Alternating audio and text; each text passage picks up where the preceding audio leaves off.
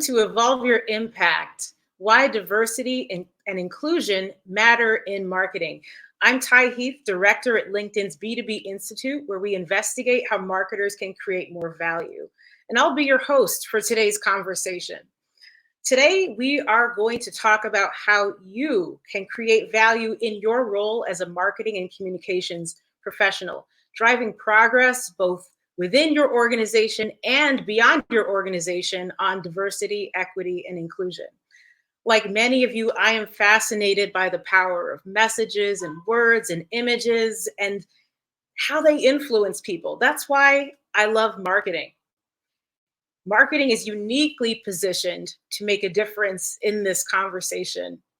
And that's why we want to illuminate this for everyone today. We are culture curators and creators with the images we choose, the words we choose, and the voices we choose to amplify. So we're going to dive into that today. Now, before we get into that, just a few housekeeping items. Now, you're either watching me on LinkedIn Live or in Slido. Either way, we definitely want to hear from you. We'll be taking Q&A at the end of this conversation. So make sure you're putting your questions in as we go. Make sure you're putting your comments in. We'll be watching that so we can pull you into the conversation. And if you're following along on social media, be sure to use hashtag #EvolveYourImpact. We will be doing a survey as well at the close. And so we want to make sure we're delivering value. Let us know what you think, and we'll continue to deliver sessions like this for you. And then we will be recording, and you'll be able to find the recording at the Evolve Hub. And so we'll share that with you as well. So now that we've covered all of those housekeeping items, let's get to the show. Now let's introduce our speakers and get started. So there we are. Hello, how's it going? Hi, so great to be here. Welcome to Evolve Your Impact. So I am joined today by three amazing leaders in the space of marketing, advertising, and diversity. And they're going to bring all of their amazing experience and illuminate the way forward for us. Thank you in advance for all the gems I know you're about to drop. So with that, I definitely want our audience to get to know you all a little better. So why don't we do a little round of the horn, and we'll do introduction, a little bit about your role, and then let's do a question. Let's do reflecting, 1 or 2 words that illustrates the space you've been in, responding to the conversation around social justice as a marketer and a diversity professional. How does that sound, everyone? Sounds great. Okay. Let's do it. All right. MJ, why don't we start with you? Great. Yes. Hi, everyone. I'm MJ De Palma. I'm the head of multicultural and inclusive marketing at Microsoft Advertising. I've been in ads and marketing for over 20 years, with Microsoft for 10. I've been on a journey of learning, deliberate curiosity in this space of inclusive marketing, really for the last, I would say, 3 years. And I'm just so honored to be here today to talk about this. And the 2 words that really come to mind is ready. I'm ready to have a participatory role in shaping culture and our business world, and try to move our world towards our best collective future. So I really feel like starting 3 years ago has prepared me for that. And the other word just keeps coming to mind is critical. Like, we are at a critical time to make a change. So, and I think we're all ready. So critical and ready. Those are great words. And I definitely feel that. Mania, why don't we move to you? What are your 2 words, and also a little bit more about your role? Sure. Well, thank you, first of all, Ty, for the opportunity to be here. So my name is Mania Moore, and I lead our strategic engagement and diversity and inclusion within the Salesforce partner ecosystem. So I am not an actual marketing professional, but this conversation is so relevant to me as one that promotes diversity, inclusion, and equity within our ecosystem, because I have to work very closely with marketers. Marketers to me are influencers, right? You tell a story, you create content, you elevate stories to be able to change the hearts and the minds of folks, to move them to make a decision, or to help to support the reputation of your brand. And I, as a D&I professional, I'm an influencer as well. I have to go out there and win hearts and minds and get people to understand why this work is so important. So we have to work really closely together. I work also to elevate stories of the communities in which I'm advocating on behalf of. And my 2020 was, I think my 2 words are personal reflection. I think all of us had an incredible year, and we had a lot of time to spend personally reflecting on what was important to us, spending time with our families, spending more time with our own thoughts, being stuck in the home. And with me being a Black woman in corporate America, within the tech industry for over 2 decades, I'm aging myself. I say I started when I was like 12. I've always told stories about other people. And for the first time, I had to come to terms with my own story.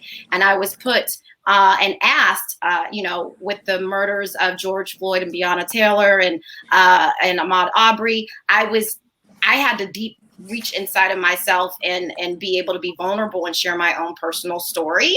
And so I think this whole idea of, as Ty mentioned earlier, the importance of storytelling and the position that marketing is in to be able to amplify those things are so critical in the work that we're doing from a D&I perspective.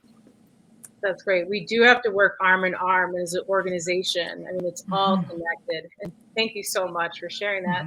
And Ramon, why don't we take it over to you now?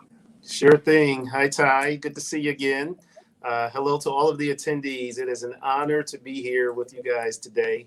Ramon Jones, Chief Marketing Officer here at Nationwide. I've been here for a couple of decades, if you will, but not always in the marketing space. And so I've been a marketing leader for perhaps the last 5 years or so, and just completed my first year as the Chief Marketing Officer. I approach this from a non-traditional perspective, if you will. I grew up in our businesses, and so I've always been in the P&L space or in a corporate strategy space. And so as I've stepped into a marketing chair, I've looked at how we deliver value from a customer perspective. My teams were responsible for driving that top line growth. And so now that I'm sitting in a marketing chair and leading a marketing organization, our teams are focused on making sure that we are driving the results of the company. And so I take very much a ROI point of view of the value that marketing can deliver.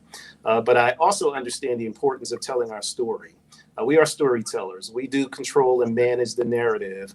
We're the voice of Nationwide out there in a community and in a marketplace. And so with that responsibility comes great expectations. And so as we build our brand and manage this 90-year-old brand, we want to make sure that we're doing it the right way and doing it responsibly, which gets to my 2 words for 2020. Talk about a year for all of us. And again, as a new leader in a new job, going through the last year that we've had, quite frankly, it's just been a year of learning. But my 2 words, the first one is, quite frankly, it's exhaustion.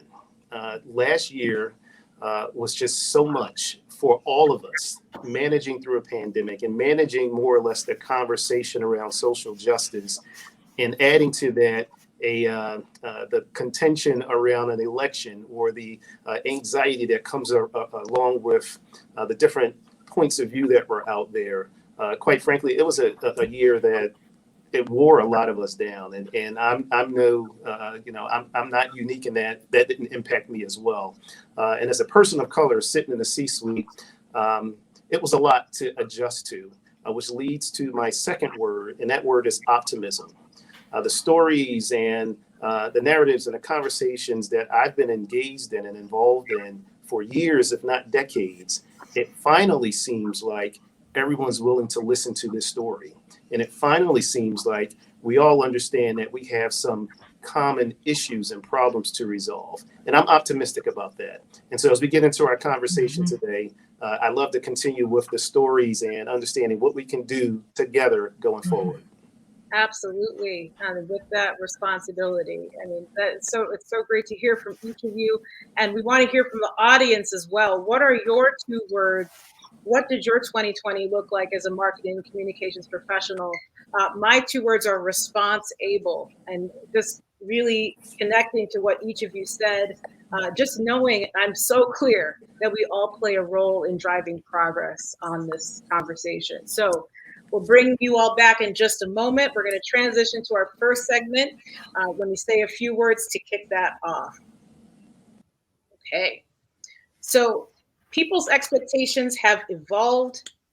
MJ, you see it, I see it. We know that consumers are aligning their values with their pocketbooks. Data indicates that that's not going to change, that it's actually going to grow stronger and stronger. And we see leaders being challenged. We just saw Ramon and you and Mania sharing, the responsibility and the expectation that we all become more fluent on social justice issues, that our brands show up and invest in the communities that we're operating in to make a difference, and also that our brands have a North Star, something to guide us as we navigate through. And so this is where our minds are right now after this year. And we are all looking to explore, what does this mean and how do we go forward here? And so you've created a whole course about this called Marketing with Purpose, which we definitely want to make sure people get connected to. So to shed some light on this, can you tell us a little bit about, why did you create the course? What sparked it? Yeah, thanks for that setup. And so about 3 years ago, we really, personally, I wanted to understand how inclusion could drive innovation in business, because I saw it happening around me at Microsoft. I saw it happening for myself personally. There's this notion that, D&I is just an internal cultural nice to have program. But for me, my personal experience was that when I was seen and valued for who I really was, for my ideas, for what I had to share, it led me to do the best work of my life. And I started to do some deliberate learning, being the best student I could about how inclusion and diversity in the work that we do, no matter what role you're in, whether you're in marketing, engineering, data analytics, it doesn't matter. It shows that we produce better outcomes. And so, thankfully, and I'm just so grateful that years ago, we started on a journey of understanding, and I work for Microsoft Advertising. We are empowering marketers. So I'm a marketer myself.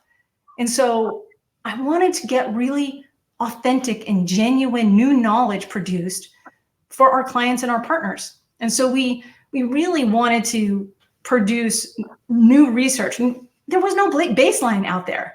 And so we partnered with our market intelligence team, Kelly Kemmery, the lead researcher, and we created 2 studies that I thought were going to be separate studies. One was just the trust drivers of brands, and the other one was the psychology of inclusion and the effects in advertising. And what was amazing, it was like seeing the Matrix, that the themes that were bubbling up of what actually creates trust with people was responsibility, values, and inclusion. And so we were able to create I would say, a framework to help marketers from the CMO all the way down to SMBs understand how to get this a little more right. It's, we're not perfect. We don't know it all, but this is a helpful, I would say, actionable tactics to build growth through more trusted customer experiences. And this can address racial inequity. This can address, your creative. This can address why you even exist on the planet as a company and your mission. So I wanted to create the course to share these insights and make it real so that folks can actually apply it to what they do on a day-to-day basis. That's great, MJ. Helping everyone realize their full potential absolutely resonates. And you've mentioned a couple words like trust, authenticity. Is that what it means to market with purpose? Can you say a little bit more about what's underneath that? Yeah, sure. So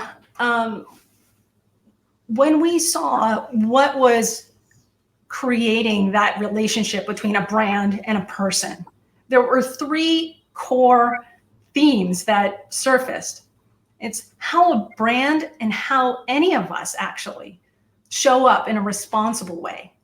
You know, privacy, transparency. Are we creating accessible experiences? Are we being responsible with the customer experience, right? So we've got all of these, I would say, ways to demonstrate we're being responsible.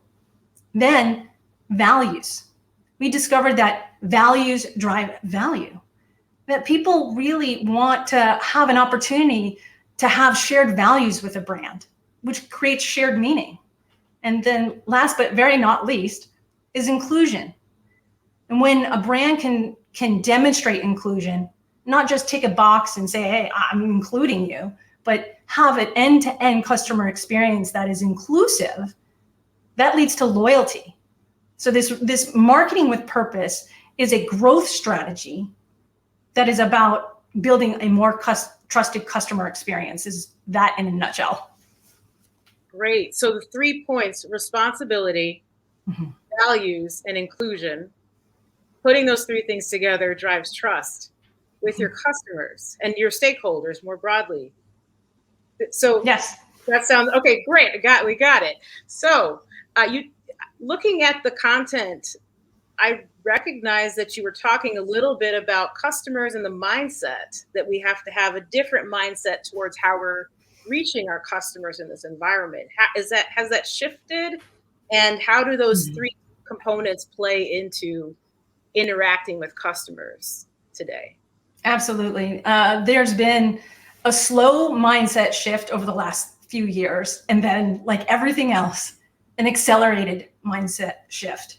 And I think that people are really demanding a very clear message on how they want brands to show up. And they want brands to tell the truth.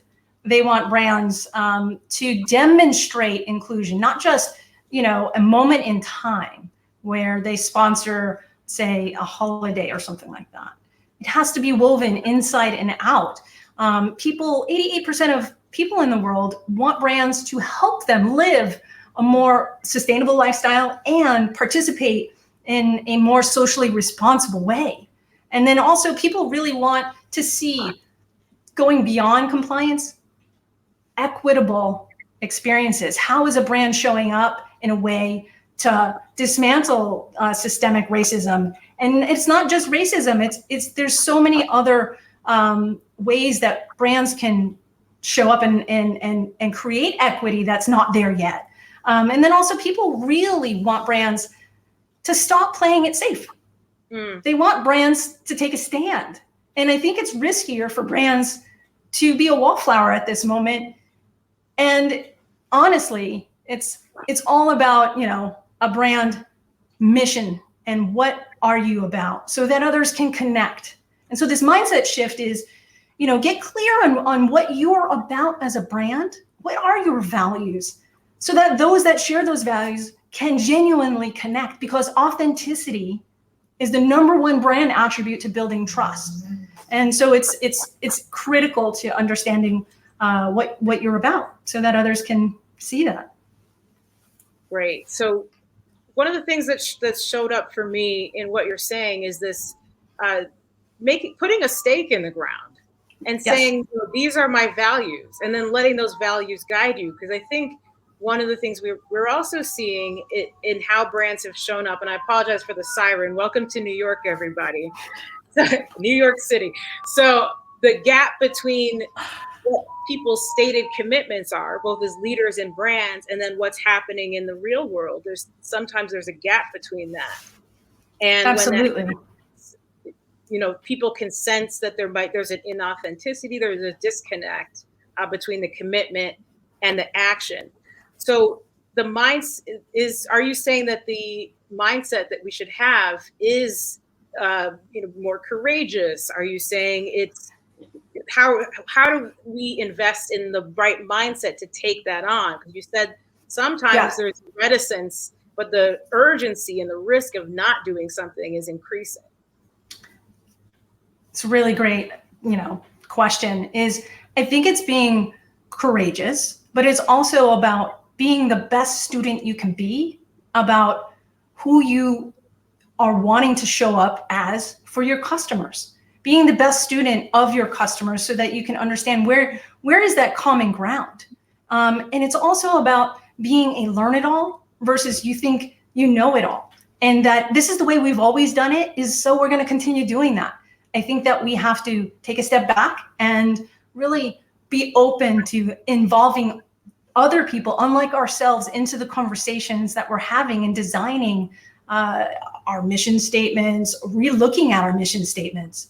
So it's a mindset shift of, it's not business as usual. And it's a re-examining of how we want to participate in the world, and really looking at aligning everything that you do, from designing products to the ad, like that end-to-end customer experience. Does it align to what your mission statement is about? And is your mission statement, does it need to be re-examined? Because the world is demanding that brands help them participate in a world that is equitable, sustainable, inclusive.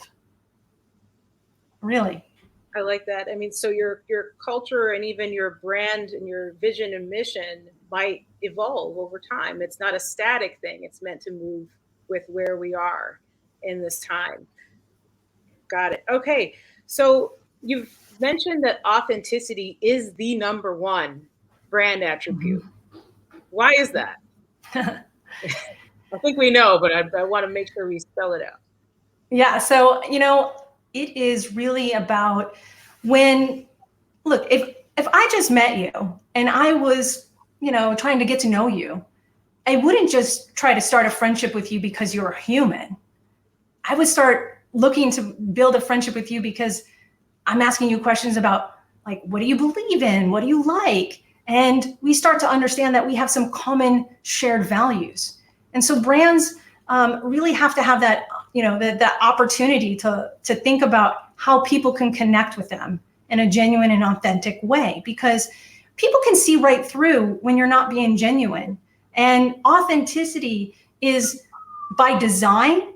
If you involve people that you're trying to serve as customers, whether that's on your teams or in customer focus groups, by design, there's a phrase I learned from the community of people with disabilities. I learned so much from that community, and they've contributed so much to what I would say is inclusive strategy, and that is nothing about us without us. So if we're doing what we're saying in our ads and our marketing, it has to be baked inside as well. What are we doing for our employees? What are we doing for our communities? It has to be consistent, because frankly, it's if I found out, if you found out, if I said something and I did the opposite, it's not integrity, right? We value honesty, integrity. I think that's a common human value. Absolutely. Nothing about us without us. I really like that. And just to tap into that a little bit more, because I think you're getting to this, there is a term called wokewashing that I saw. And I thought you could help us all understand a little bit more about what that is and how it connects to how brands can show up authentically. Yeah, I think to bring clarity to how authenticity can be expressed by a brand, and this was asked by a CMO of a very large home goods company when I spoke at his company, and he asked me, how do you not wokewash? Exactly what you just asked. And I think it's about being transparent, right? So we're all not perfect. We're all not getting it 100% right, because this is a learning journey and it's a process, and there's so many moving parts, and we want all of those aspects to be addressed. And so when, like, for instance, if we're going to say, I'm going to market a sustainable product, but not all of our products are 100% sustainable, what is our plan? And publish that externally so that we all can understand where you are on your journey of being that authentic brand.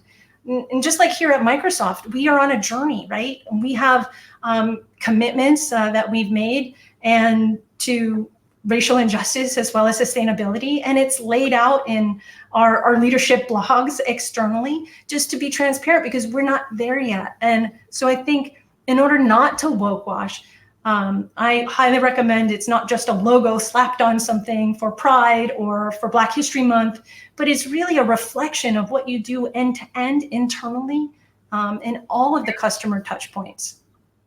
Thank you, MJ. That's a great thing. So I want to pull in a few words from the stream here in terms of how people are feeling right now. Over this past year, people have shared that they feel reflective, hopeful, optimistic, intentional, what they're learning. That's also challenging. Maybe perhaps there have been some sleepless nights. Totally get it. Empathy wins, right? So, I mean, I love empathy wins. I talk about empathy all the time. You know, it is the driver of innovation. So yes, empathy wins. Absolutely. We also asked MJ where people are on their journey with marketing with purpose. And so the questions where I'm just getting started, I'm making progress, and I'm firing on all cylinders. And it looks like most people are making progress, which is great. And to your point earlier, you know, nobody has all their ducks in a row. I think it's just important to roll up your sleeves. And to the point you made earlier, start learning, right? Yes. And that's my whole focus of my role, is empowerment of you out there and of all the teams that work at Microsoft Advertising. So yes, I would love to share with you. If you go to my Twitter, I actually just tweeted right before we started. It's a link to the Marketing with Purpose playbook. Perfect. There you go. So yes, so I was going to ask, how can people learn more about marketing with purpose? So you can, I'm sure you follow MJ on LinkedIn, Twitter, all the places, and we will also share this information as well. MJ, thank you so much for sharing. Thank you. Yes. Expertise. Thanks. We'll bring you back to the conversation in just a moment. So hang tight. We're going to shift over to our second segment and really shifting gears just a little bit, because it's been quite a year. Brands, really every industry, including LinkedIn, has been responding to the social justice conversation. We've all recognized that it's no longer an option for brands to be silent when it comes to the lack of diversity in our industry, as well as how we're responding to these topics. It's really time to face these issues head on. So for more on how we're investing in inclusive marketing and also partnering with our diversity, equity, and inclusion teams, let's bring in Ramon and Mania to the conversation. Welcome. Thank you. Thank you. Okay, great. So I want to start by just having the audience get your commitments a little bit before we dive in. So, you know, what drives your commitment? What drives you to show up, speak out, invest? Ramon, why don't we start with you? What drives you on this topic? Sure. Thanks for the question. This is a topic that is near and dear to me for personal reasons as well as for professional reasons. And I have to say that even earlier in my career, there were people that invested in me, that invested in my development, and that saw that potential, and therefore offered those opportunities to round out my experiences. And so as I've climbed the corporate ladder, I've been intentional on making sure that I'm making those same investments in that next generation of talent.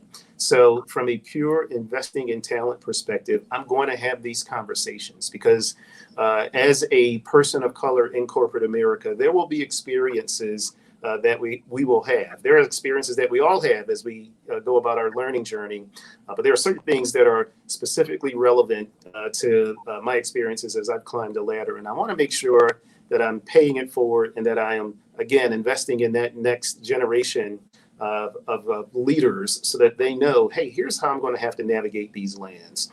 As I mentioned in my open, the good news here and the reason that I'm optimistic is that these are conversations that more people are willing to have right now. And so whether I'm talking to the two of you here on this call or whether I'm talking to an audience of 1,000 people, I'm still having this conversation.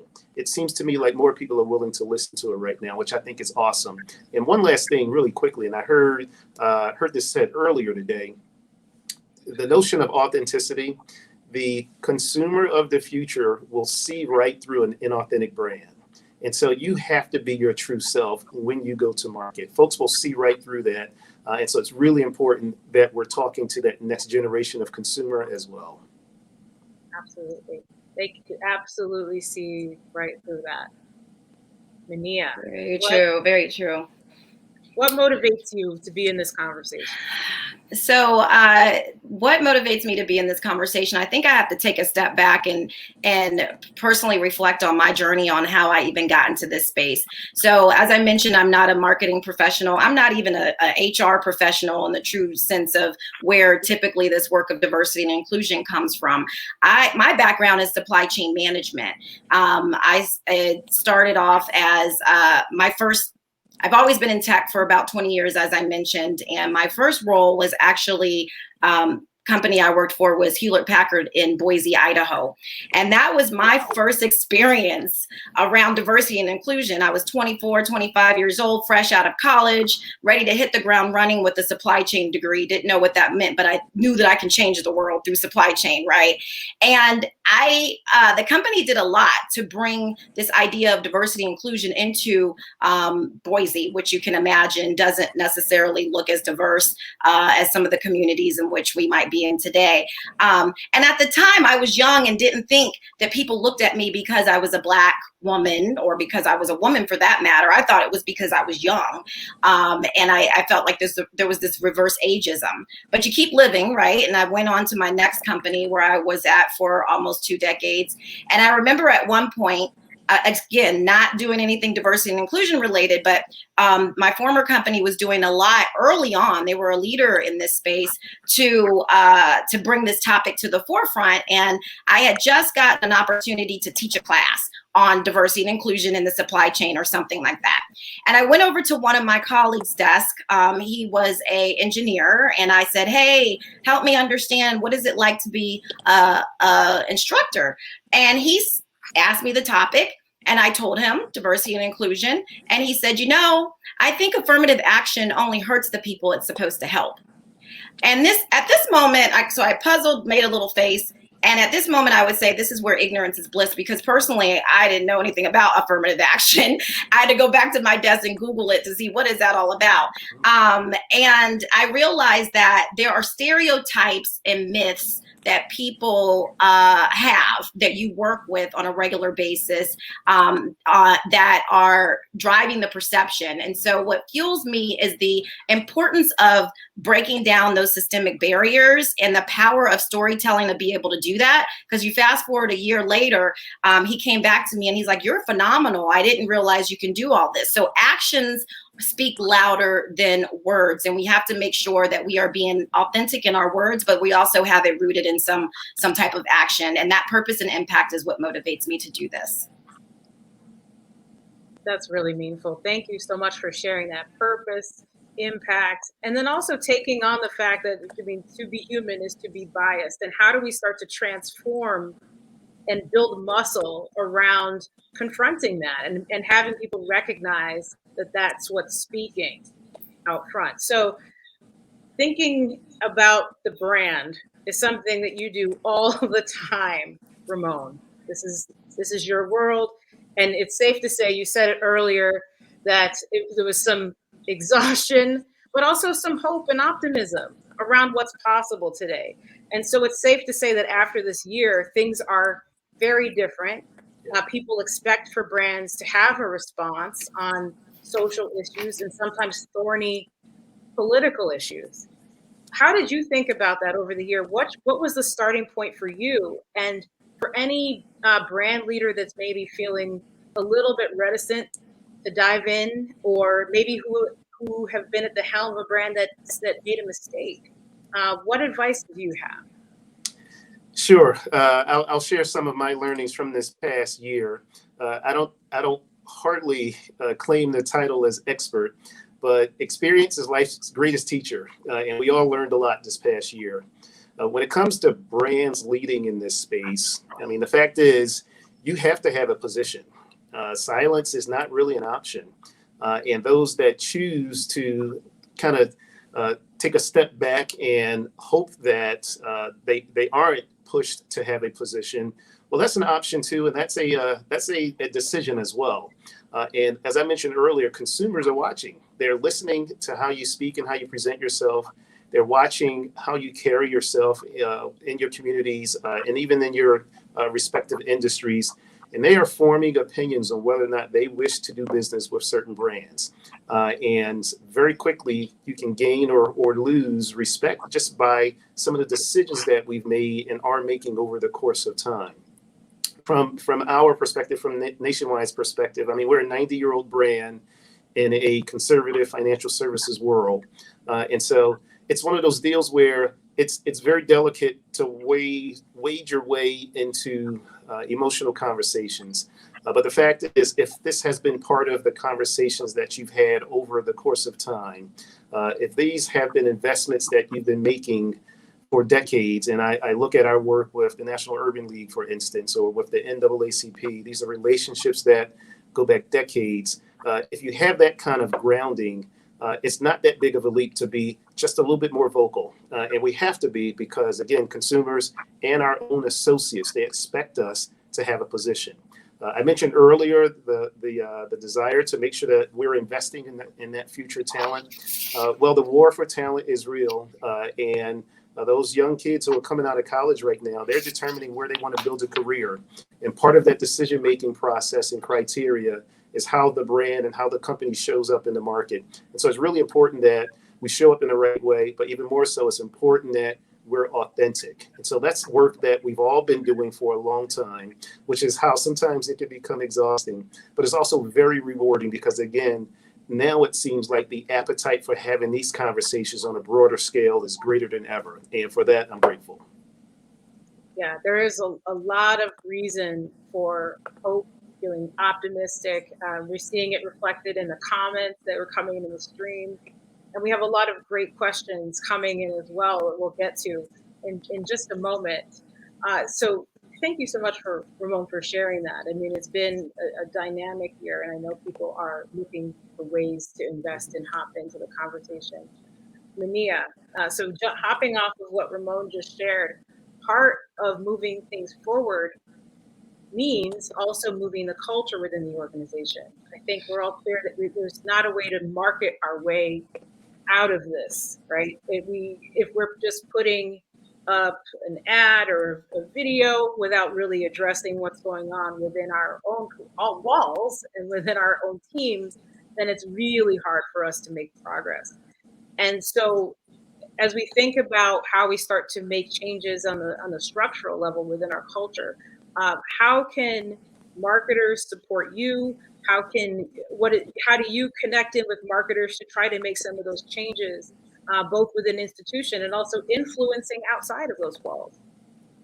Yeah, this is a very, very good and thought-provoking question. So thank you for bringing it to this stage. And I can, it's something that's really near and dear to me, working with marketing on a regular basis. First of all, I believe that marketing is aspirational. The act of marketing and advertising, a lot of that is aspirational. And our company and many companies do a phenomenal job talking about the value of diversity and inclusion and this vision for equality for all, right? This aspirational goal. But the reality is that the world that we live in today, which we saw very much so come to the forefront last year, is not doesn't always match where we hope to be, and so that's where I think that marketing can partner a lot closely with our internal organizations to move from that aspiration and this vision to actually the reality, creating stories around what are the actions that we're taking, what is the commitment that we're making, and really being clear and humble in our storytelling throughout that journey. And so what does that look like? As I mentioned earlier, marketing as an influencer people that are in the D&I space are change agents as well. They're influencers trying to change hearts and minds. So practical things that we can do together is just start off by listening and learning. First of all, recognizing that nobody's perfect, right? So as you're putting out those stories externally, talking about where you want to be really clear on where you are today if you're not there yet, because nobody is there yet. Help those folks within inside of the organization that are trying to tell real stories. And it all starts with why. Like, why? Connect to your intent and your purpose. Is this we know that diversity and inclusion breeds innovation, especially in the tech industry, but whatever industry that you're in. There's data is out there. There's no longer this need to justify why it's important, but sometimes depending upon who your audience is and where they are on their journey, and I'm speaking not just internally with your fellow colleagues, but the work that I'm doing right now, I shifted from where I was in the supply chain, really working internally to get folks to be supportive of diverse-owned businesses. Now I'm in our partner ecosystem where I'm B2B. I'm working with some of our partners, and I'm telling them, hey, encouraging them to come along this journey with us for a diverse, equitable, and inclusive ecosystem. And so really being clear on the why, what's the intent? And this is a global topic, and we have to make sure that it's specific to whoever we are trying to influence in that audience. Connecting to the why, identifying leaders and allies. As I mentioned earlier, a lot of people that look like me have had to stand up and talk about diversity and inclusion. We shouldn't be the only ones. A lot of people with my title have had to do that. We shouldn't be the only ones. So really aligning to who those allies are within the organizations and those leaders who can get those stories across, and being authentic in everything you do. And actually, as marketers, I'll just end with this: put your money where your mouth is. So Ramon talked earlier about, like the hiring piece of it, but it's also the partners care about this. Your consumers care about it, your partners, your employees, and you as marketers can start working with, not only building diverse teams, but working with minority-owned businesses, women-owned businesses, LGBTQ, veteran and persons with disability-owned businesses. Bring them in, those agencies, when you're talking about building your content and your creative. So there's lots of things that you can do to drive the narrative internally that will support what you're saying externally. If it's okay, can I Please, add to that, because please, you're yeah. speaking my language there. And two things. One, there's no shortage of partners that are looking to sell something to Nationwide, to sell a service, or to partner with Nationwide, to pitch ideas to Nationwide, to service consultants to Nationwide, or any corporation that's represented here this afternoon. When those partners come to your operation looking to strike up a business deal with you, what does that team look like? Are they representing the true diversity of America? There's no marketing organization around here that doesn't do customer segmentation. And we're all going after different parts of our specific markets. The people that are actually driving those results, and my marketing teams that are looking to reach out to those different segments, we should reflect the segments. I think I heard MJ say it earlier today. Representation matters. And so if I'm building a brand or an ad campaign to reach out to the Hispanic market, if you will, and I'm painting a broad brush here, but just using this as an example, there should be representation there. There's certainly people that are part of my organization that I can learn from as I'm looking to better serve all of America, not just specific segments. And so we need to hold ourselves to that expectation. And lastly, I'll keep coming back to that hiring piece. And Mania, you said it spot on. Representation matters. It matters in the C-suite. It matters at the board level. It certainly matters across our marketing organization. And diverse operations certainly outperform. So let's put our money where our mouths are.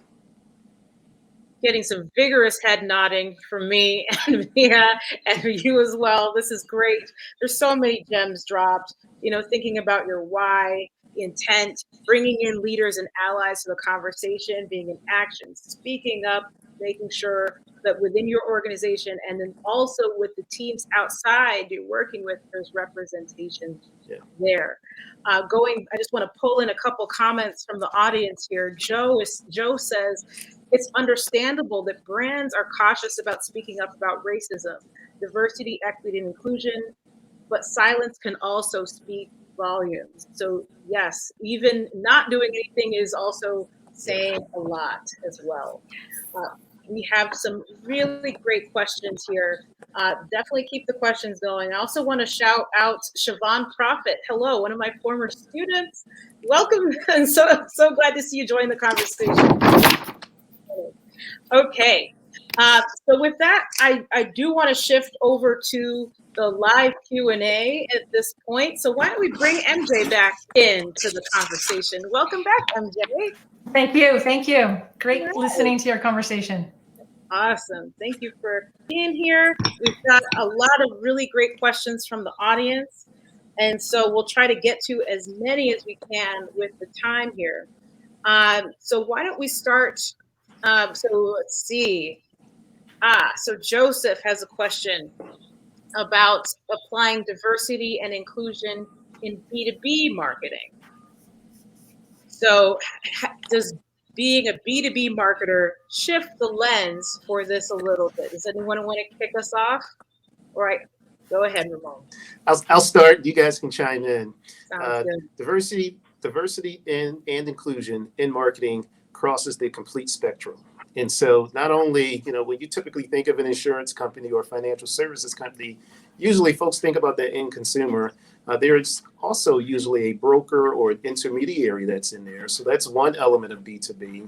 And another element is the fact that, we often want to do business with small businesses. And so it's really important that the messages and the brand and the images and the thought leadership that we're communicating and putting into the market appeals to multiple different elements and segments of the market.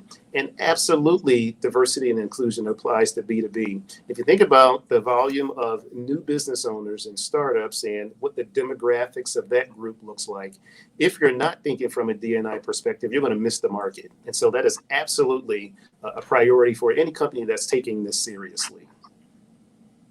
That's 100%. Great. I could just add one thing to that, and that is just that we know that trust matters, especially in making a sale in B2B marketing. It requires consistent trust being built over time. Yeah. And as MJ just pointed to, and everyone pointed to, the large aspect of trust today is how you are showing up in this conversation as it comes to diversity, inclusion, and equity. Our customers, our stakeholders, our employees, leaders, and investors are all looking at how we are showing up and how are we investing in communities, how are we responding to conversations. So just as we build trust in B2B on all of the other things, this is critically important as well.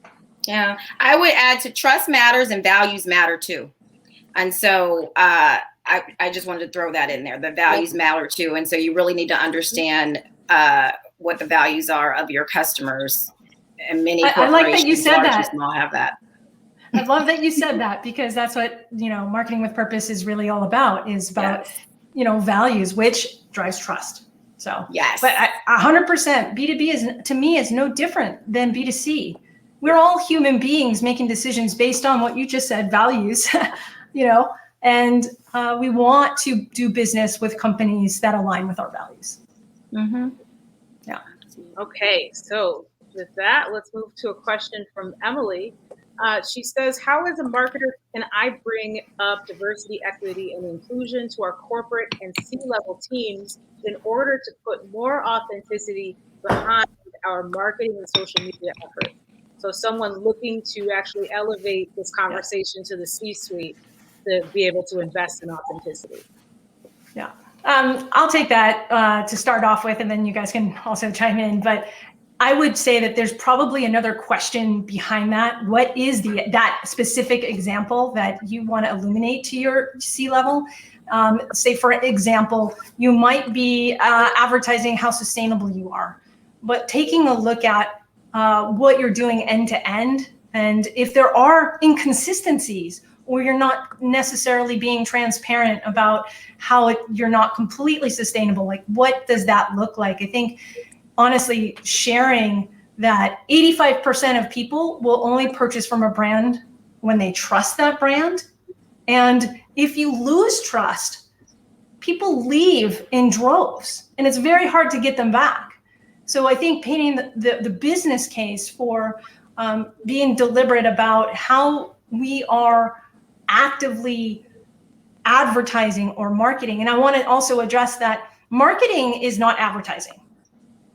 Advertising is part of marketing. It's one of like the 5 or 6 P's, depending on how you want to define marketing. But marketing is an end-to-end, your products, your process, how you do it, the people you're trying to meet and serve, all of those. There's many aspects to marketing, and it's aspirational, but it's also very expressive of who you are presently as a corporation.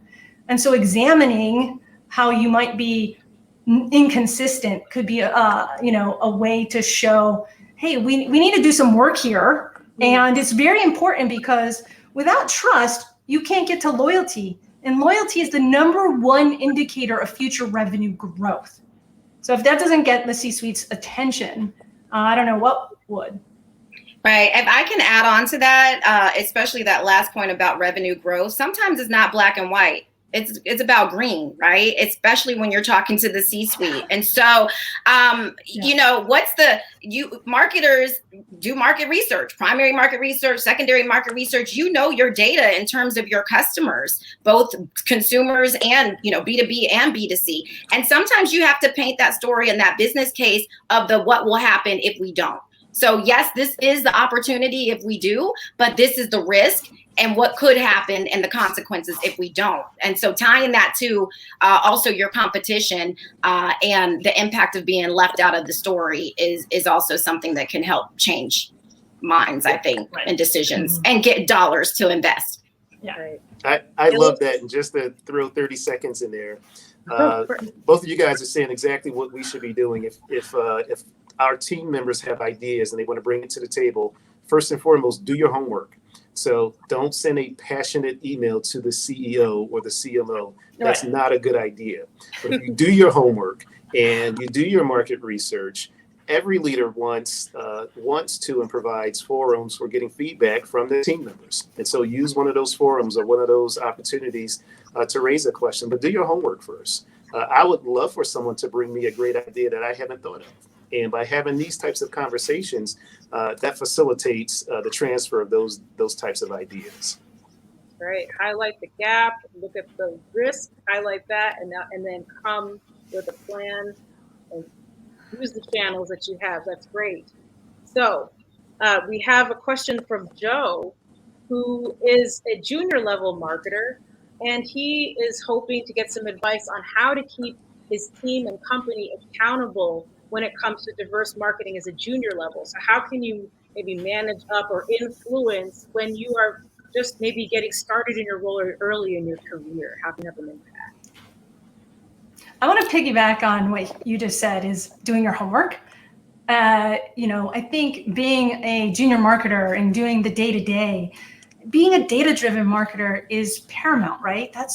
That's where all of the golden nuggets and the breadcrumbs to where you can find opportunities to connect with new audience lie.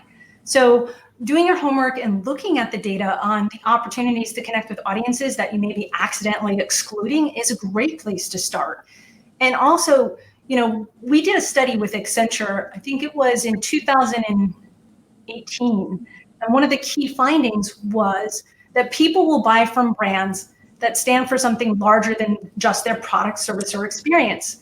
And after a keynote that I had given, a gentleman just like yourself walked up to me and said, I handle a very large nationwide pizza chain. I don't understand, like, how would I do this in my campaigns? And so exactly the same question. I asked him, take a look at your clients' initiatives. Do they do any type of community outreach? Do they have any programs for veterans? Do they have any anything that would actually allow communities to understand they're trying to connect with them, right? And highlight that. You can do it, and I believe that inclusion can be infused in anyone's job. Absolutely. Yeah. And I'm sorry, please. No, I'm just going to add really quickly that, you know, for those of you who are early in your marketing career or in any industry, just remember your influence does not have to be connected to your title. Your impact, you know, can come from how you tell the stories, what you create, what you put out in the world, what you build. If you are invested and you're committed to delivering a message powerfully, that has nothing to do with your title. So this is an area where you can learn, invest, and make a difference regardless of where you sit. Yeah, you can lead. Can I add one more thing? Can I add one more thing? In the Marketing with Purpose playbook, in the inclusive section, there is a outline of how to develop an inclusive keyword strategy. So there are very tactical campaign strategies that you can actually execute in your role that allows you to find audiences that you haven't connected with before. And there's really, really great ways to light up what you do on a daily basis in there. Great. Thank you, MJ. And Ramon, you're about to say something on this. I was going to underscore what MJ said earlier. Actually, two things. One, the importance of being a data-driven marketer is critical, from that frontline entry-level marketer up to the C-level. All of those elements are important. And I think one of you said, don't underestimate the power that you have to change or influence some of our decisions or strategies based on your title. Because again, those that are on the front lines, they're closer to the action and they're closer to the research. And so I'm looking to learn from and therefore implement stuff that I'm learning from those who are in the day-to-day. So don't underestimate that. Yes. And I just want to add on to that and remind people, again, you can lead from wherever you sit. And as a person that came from the purchasing background and the supply chain background, those agencies that you're working with, you can seek out diverse-owned businesses that are marketing agencies, or you can ask if you have constraints and you have to work with only, large agencies, then you can ask those agencies that you're working with and those partners that you're outsourcing to, what are you doing to drive diversity and inclusion? I want to see more diversity. Hold them accountable for that. And you can do that from wherever you sit, even as a junior exec. But you can really do it when I'm sitting in a meeting and I have an agency that's looking to pitch or sell or influence or renew a contract. And if I am sitting across a table from a non-diverse team whom I'm trusting to help deliver my messaging, I'm going to ask some questions. And, I have to be committed to that. I have to be committed to saying, not on my watch. I want to make sure that the melting pot that we call America is represented at that table. Yes. That takes something to first of all, to notice that, and second, to take action and speak up on that and be committed to that. So, okay. So I think we have time for maybe one more question. I'm sorry, folks. We have to capture these questions and see how we might follow up.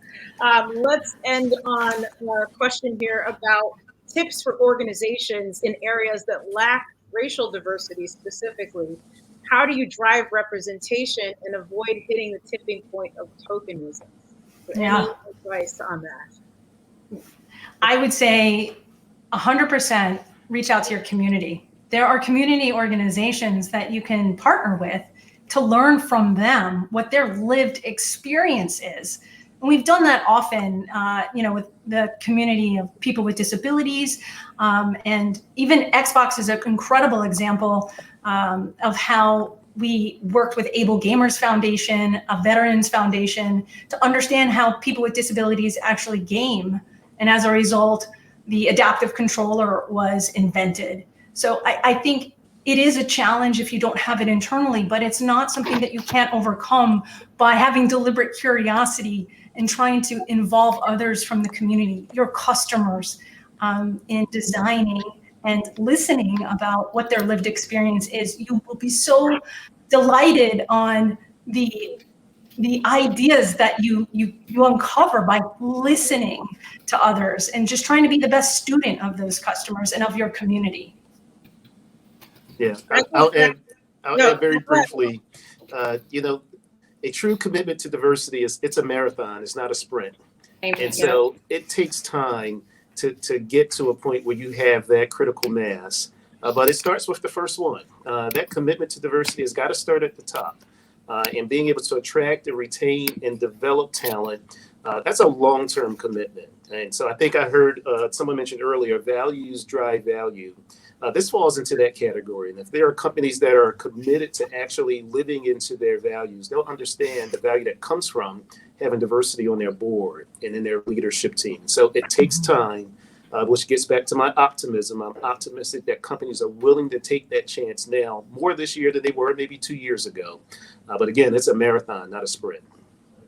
And I would add to that, a marathon, not a sprint, and values. Make sure that you are showcasing the value, right? Yes. So to that last comment about tokenism, this should not be something that's like, let me put the Black person on the screen for the sake of being Black. And I think there was a question earlier about, like, you know, campaigning for Black History Month and things of that nature. Like, yes, we can see that that's a Black person, or it's a woman, or it's a person, LGBTQ, or whatever have you. But what is the value that they're bringing? What's the story beyond just the fact of race and you know, social justice? Like, what is the, make it more rooted in this is the smart thing to do than it is just the right thing to do, because I think we all agree it's the right thing to do. And when you start shifting those stories that are more about the value and the impact and the purpose, then it will hopefully change the hearts and minds for those who are biased and think that this is all about affirmative action, like the story I told you when we first opened up. That is such a great point. It is such an important point too, because the story isn't about the diversity of the person. The story is about their talent, or whatever it is that is being showcased in that experience. And Katie Sowers, the NFL football coach for the San Francisco 49ers, said it really well. She's like, I don't want to be known as, you know, the best female NFL coach. I want to be known as the best NFL coach. Right. Yes. Okay. So thumbs up, head nods. Yes, all of that. And we, as marketers, can tell stories in a fair, inclusive way. Tell more stories. Show more dimensions. I think this is we could talk about this all day. This has been fabulous. I wish we had more time. We have to end, but this conversation doesn't end here. No. Continue the conversation where you are, on LinkedIn, and we're on other channels. Take the conversation forward. So I just want to first of all thank all of our speakers for joining today. I knew there would be some massive gems dropped, and everyone really delivered on that. And I want to thank our audience for being so amazing and engaging, asking all the great questions. We didn't get to all the questions, but we'll try to capture these and follow up. We've definitely noted them. So thank you so much for joining all of that today. And then we will have this recording available on the Evolve Hub. You can also watch some of our other Evolve programming there.